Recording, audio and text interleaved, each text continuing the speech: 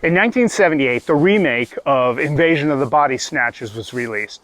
It starred Donald Sutherland as a man during an alien invasion who is trying to not get captured by people mimicking humans, but they're not. And that's funny all by itself, because Donald Sutherland in that role would be like Shaquille O'Neal in a role where he was trying to stay away from people that are really extraordinarily tall. The reason I was thinking about this movie was because the other day there was a guy walking on the sidewalk with the bright Alaska sunlight just blasting him right in the eyes, and he had his arm up kind of protecting his eyes from the sunlight, and he had his baseball cap on backwards, and he was scowling like, why didn't anybody make a hat that would protect your eyes from this sun? And I was just thinking to myself, how long have you been in possession of that human body?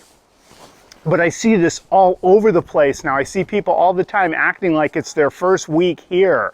Like people at the intersection just laying on their horn because the car in front of them won't go through a red light. This turning's not an option. What are you doing? What are you expecting of them?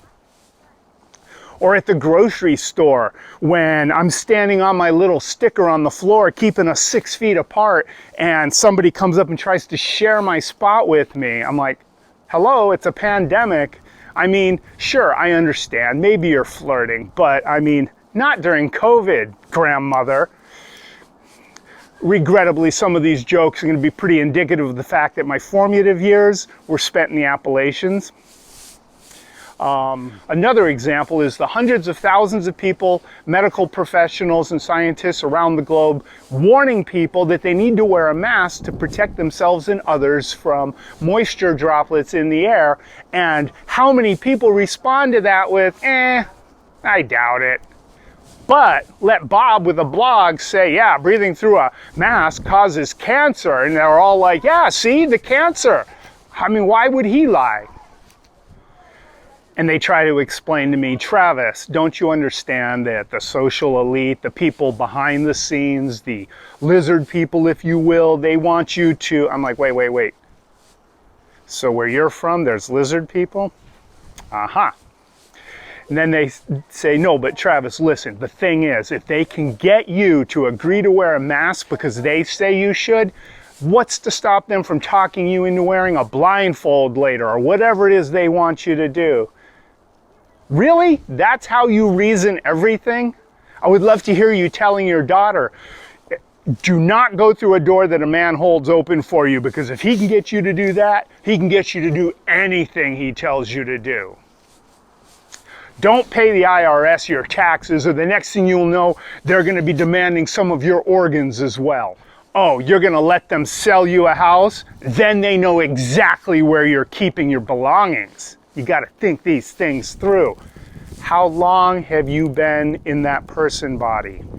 I think as Americans, it's probably a good idea for us to start bracing ourselves now for all the jokes that are going to be told at our expense in the future. And we kind of have it coming because we've told some pretty inappropriate jokes in the past. But we need to brace ourselves for, hey, what does an American call herd immunity? Oh, I heard if you haven't had COVID yet, it's because you have immunity. What's the leading cause of violence over there in America? People punching each other in the waiting room at the courthouse because one person is suing because their civil rights were trampled and another person is suing because nobody forced them to wear a mask. Hey, what does America have that costs $76.2 billion and 14,000 scientists working around the clock? Completely ignored medical advice. Monday morning, I read that the CDC had announced that it is safe for fully vaccinated people. That means you've had both of your shots and 14 days have passed. Fully vaccinated people to hang out in private residence with other fully vaccinated people without social distancing or wearing a mask. In the next 3 hours, I had 2 people say, hey, did you hear if you've had a shot, you don't have to socially distance or wear a mask anymore. All right, so I had some more jokes for you, but my lips are chapped, so I need to go get some chapstick. I mean, I don't need to, but what I read is the scientists say if you use chapstick or lip balm or some kind of oil or emollient, it can help dry skin feel less dry. Wait a minute. They're trying to get us ready because they need somebody to oil up the lizard people.